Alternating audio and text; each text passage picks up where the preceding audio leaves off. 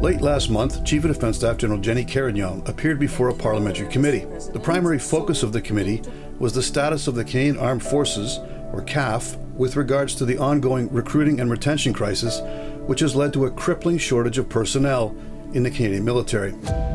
It is time to target just how close the CAF is to the tipping point of no return, and how the senior leadership could right the ship if the political will exists. Prior to his retirement, outgoing CDS General Wayne Eyre had publicly acknowledged that the CAF was short 16,500 personnel of an authorized combined regular and reserve strength of 101,500. General Carignan stated that at the end of August, in terms of regular forces members, we are now at 63,622, and then reserve forces 29,176 in terms of numbers, for a total of 92,798. This would appear to suggest that General Eyre's shortfall has been reduced down to 8,802 personnel. However, General Carignan herself cautioned the committee by admitting that these numbers fluctuated on an almost daily basis. Those familiar with the CAF will realize that the on-strength numbers include what old-school sergeant majors used to derisively refer to as the sick, lame, and lazy.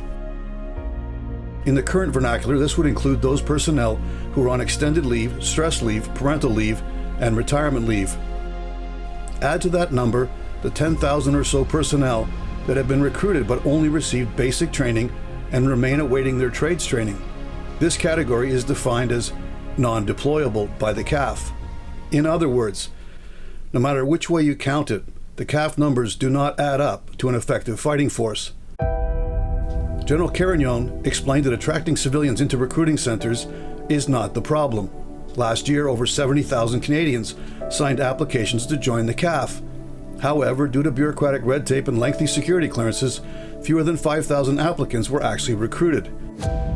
As the personnel shortfall crisis deepens, the CAF have made changes to that system.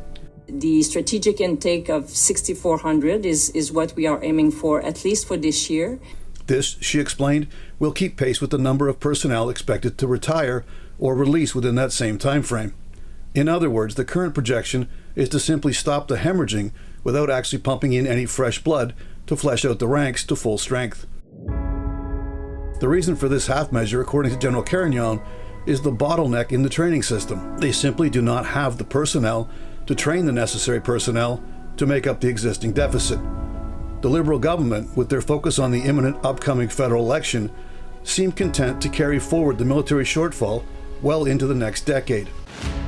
In that time frame, General Eyre had cautioned that the CAF will need to increase by 14,000 personnel in order to man and maintain all the new weapon systems which are presently on the order books. Without an immediate course change, the CAF is hurtling towards an existential tragic end. It does not have to be the case. It is not enough at this stage to merely tread water, or drown-proof to be more accurate. The training bottleneck needs to be overcome immediately, and the answer to this would be to re-enlist recently released military personnel as trainers. I believe that if the government were to make an appeal to the patriotism of these veterans, and to sweeten the pot by also offering significant cash incentives and bonuses, you would easily create a professional training cadre. It would not be a permanent solution, but rather a surge call-up of veterans and reservists to address the immediate shortfall. Once the CAF is returned to full strength and the non-deployables are made deployable, things could return to a balance of recruiting to match releases. Given that Canada has let the strategic reserve list lapse, such a re-enlistment of trades qualified veterans would require a partnership with Veterans Affairs Canada. Again, given the threat to the institution in which so many once served with pride, I have no doubt there would be no shortage of volunteers for the cause. This has been On Target. I'm Scott Taylor.